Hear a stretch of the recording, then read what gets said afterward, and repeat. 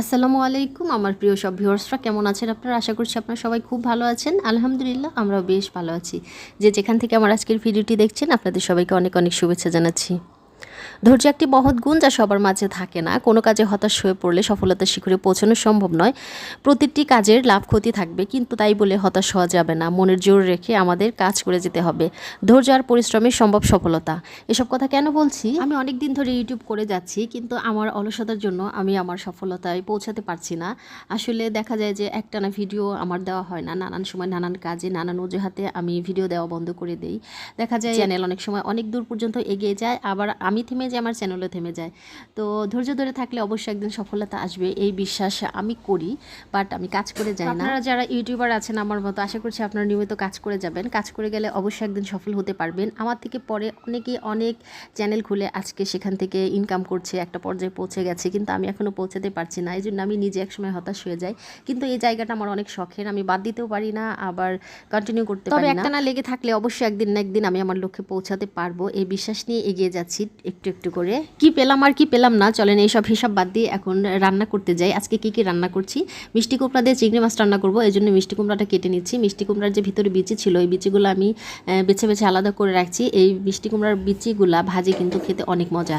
আমি এই মিষ্টি কুমড়ার ভিতরে বিচিগুলা তেল দিয়ে একটু হালকা করে তেল দিয়ে ভেজে সবসময় খেয়ে থাকি, ফেলে দিই না কখনো।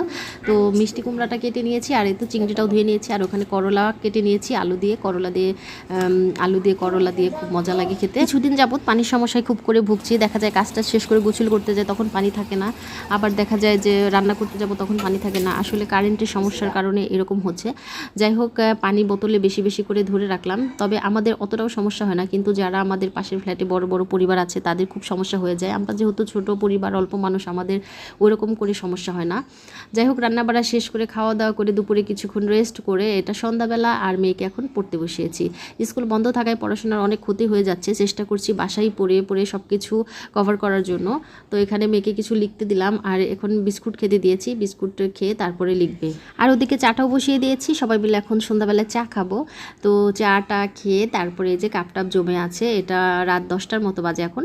তো কাপটাপ সব কিছু ধুয়ে তারপরে শুতে যাব। তো সব কিছু নোংরা করে রাখলে সকালে উঠে এইসব কাজ করতে আর ভালো লাগে না। রান্নাঘরটা আমি সবসময় দেখা যায় রাতে গুছিয়ে রাখার চেষ্টা করি, এতে করে সকালবেলা ঘুম থেকে উঠে যখন রান্নাঘরে আসি মেজাজটা খুব ফুরফুরে থাকে। কিন্তু যখন নোংরা থাকে তখন আর রান্নাঘরে ঢুকলে ভালো লাগে না, কেমন যেন একটা অস্থির অস্থির লাগে। আর সকালের সময়টা খুব কম সময়, দেখা যায় যে সব কিছু সেরে রান্না টান্না করতে গেলে অনেক সময় লেগে যায়। সেজন্য সব কাজ সেরে তারপরে আমি গুছিয়ে গেছে তারপরে শুতে যাই।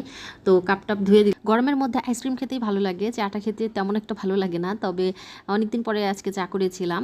ঘরে কিছু টোস্ট বিস্কুট ছিল, সেগুলো এমনিও খেতে ভালো লাগে না, চা দিয়ে ভিজিয়ে খেতে ভালো লাগে, আর সেজন্য আজকে চাটা করে নিয়েছিলাম।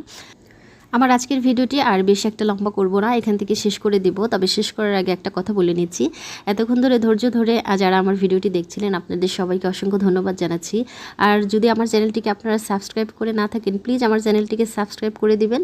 আর ইতিমধ্যে যারা করে নিয়েছেন আপনাদের সবাইকে অসংখ্য ধন্যবাদ। আল্লাহ হাফিজ, আসসালামু আলাইকুম।